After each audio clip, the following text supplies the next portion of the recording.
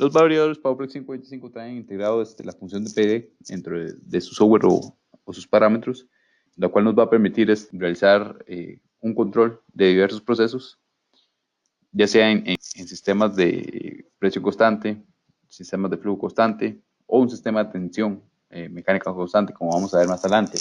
Primero que toque es un PID. Un PID es una de las referencias, es un parámetro P47, que es el que se define la referencia de velocidad del variador de frecuencia. Podemos programar que la referencia de velocidad sea un PID. En sí, que lo que ocurre cuando programamos esa función, el variador sea regular, es decir, él va a acelerar o desacelerar de manera tal que el valor de una señal de proceso esté lo más cercano a un valor deseado. Ese valor deseado nosotros lo vamos a definir en el variador. Entonces, el PID funciona realizando una resta entre la retroalimentación, que va a ser un sensor que tengamos del proceso, y el valor deseado que hemos configurado en él. La diferencia entre esas dos señales es conocida como error o desviación, y acorde a esa desviación es que el variador va a acelerar y desacelerar hasta que el error sea cero. El porqué de su nombre como PID, el PID es un cálculo matemático, el cual incluye diversas funciones. Una es la proporcional, que lo que hace es adicionar una ganancia a la función del error en el tiempo. Otra es integrativa, que hace un cálculo de una integrada de la función del error. Y por último, una derivada, que lo que hace es un cálculo de derivada respecto al tiempo de la función del error.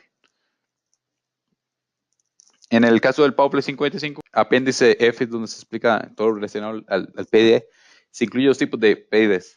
Vamos a ver primero el exclusivo. El exclusivo es un PID en el cual la velocidad, el lazo de PID, que es este bloque que se encuentra acá, él determina totalmente la frecuencia de salida del variador y por ende la velocidad en el motor. Un ejemplo sería un sistema de presión constante. Entonces, por ejemplo, un ingeniero mecánico hace el diseño del sistema y nos indica que a cierto nivel de presión podemos garantizar que un edificio se puede distribuir por todo el edificio agua potable. Entonces, en este caso tenemos una retroalimentación, que es un sensor o un transductor de presión. Ese nos va a decir a qué presión está la tubería en el manifold, donde está conectada esta bomba. Y él nos va a dar la retroalimentación de presión. El valor deseado va a ser la presión que nos dé el ingeniero mecánico. Si, por ejemplo, el valor deseado está por debajo de la presión medida, quiere decir que estamos a un nivel de presión adecuado, entonces el variador no debe acelerar. Caso contrario, si el valor de presión que nos dio el ingeniero mecánico está por encima de la presión que se está midiendo en la tubería, ocupamos que el variador acelere y la bomba acelere de manera tal que aumente la presión hasta el punto del valor deseado. Entonces, en ese caso, el variador va a acelerar y desacelerar acorde a la diferencia que haya entre el valor de presión medido versus el valor deseado que le programemos. En el variador, el valor deseado se le llama referencia de PID. Y el FB o feedback es el valor de retroalimentación o la presión medida en este caso, ¿verdad? De igual manera, podría ser un sistema por flujo, digamos que esté basado por flujo, o un sistema, por ejemplo, de temperatura en un cuarto. Hay un sensor de temperatura y el variador lo que hace es mover un ventilador. Conforme va aumentando el ventilador, nos genera mayor flujo de aire frío, o podría ser una bomba que mueve mayor cantidad de cierto fluido por un intercambiador de calor, entonces nos ayuda a modificar el valor de temperatura en el sistema.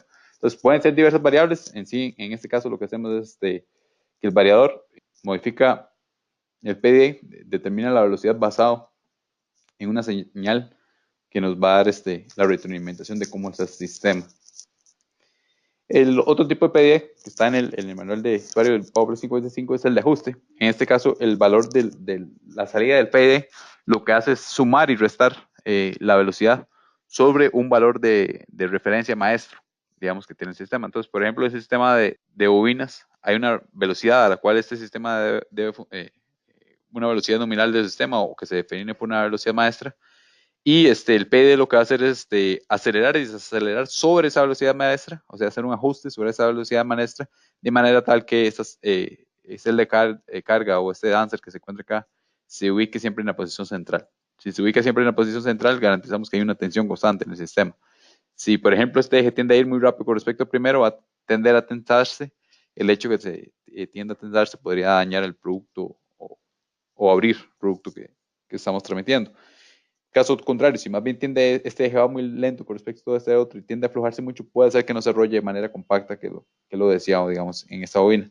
Entonces, mediante esta retroalimentación, digamos, si pensamos que está muy tenso o está muy flojo el valor de de tensión que tenemos en el sistema, el variador lo que va a hacer es sobre la velocidad de línea aumentar o disminuir un poco la velocidad. ¿Cómo se programan a nivel de parámetros estos PDs? En el caso del PID exclusivo, que es el sistema de bombeo, el A548 lo programamos en 0. Con eso estamos diciendo que es el PID exclusivo. Si es diferente a ese 0, es un PID tipo ajuste, que vamos a ver más adelante.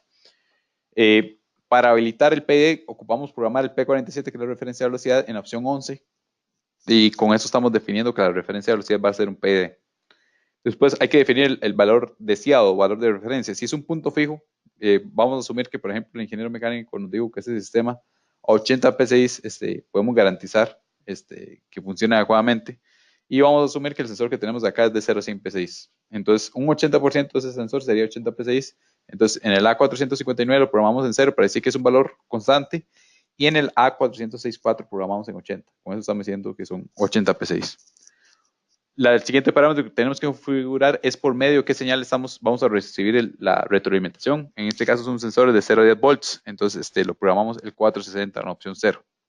Y por último lo que tenemos que hacer es el ajuste de las ganancias, que más adelante vamos a ver unas recomendaciones de cómo hacer el ajuste de las mismas.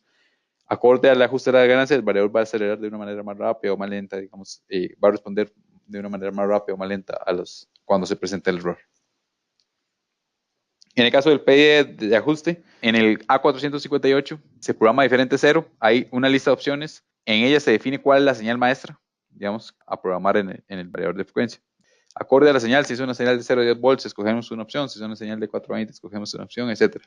El A458 nos va a definir cuál es la señal maestra sobre la cual se va a hacer el ajuste.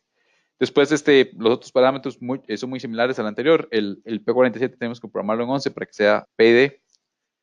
Si es un valor constante, en ese caso van a ser 5 volts, porque siempre queremos mantener la sed de carga en un valor de 5 volts. Programamos que el punto de referencia es un 50% y vamos a asumir que el dancer es una señal de 0 a 10 volts. Con esto ya estamos configurando la señal de retroalimentación. Por último, hacemos el ajuste de ganancias y ya estaría listo el sistema PD para funcionar en variador PowerPlay 525. Desde el software, el Connected Component Workbench también tiene una interfaz bastante gráfica, digamos, para programar el PD. Entonces, en la parte de Wizards o asistente de puesta en marcha, escogemos el asistente de arranque. En la parte de referencia de velocidad, bueno, se debe hacer la puesta en marcha básica, digamos, como agregar los datos de placa del motor, definir el modo control, cuál va a ser el modo de paro, etc. El auto-tuning también es recomendable, ¿verdad? Pero esta presentación va a estar enfocada a lo que es el PID. Entonces, una vez que hemos realizado todos esos pasos, vamos a la parte de control de velocidad y como referencia de velocidad vamos a definir el PD1. Después, hay que definir cuál es el valor deseado. En este caso, vamos a asumir que es un valor fijo. Digamos, en el caso que hicimos del sistema de bombeo, que era 80%, ponemos un set point, entonces de 80%.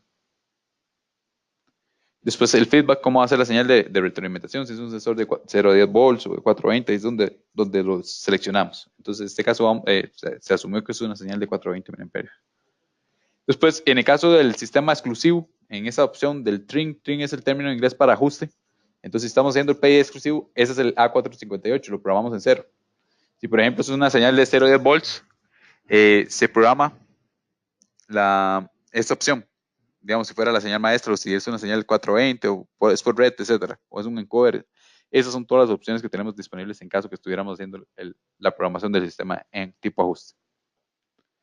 Después, en ese caso se seleccionó la opción de deshabilitado, asumiendo que es un sistema de presión constante.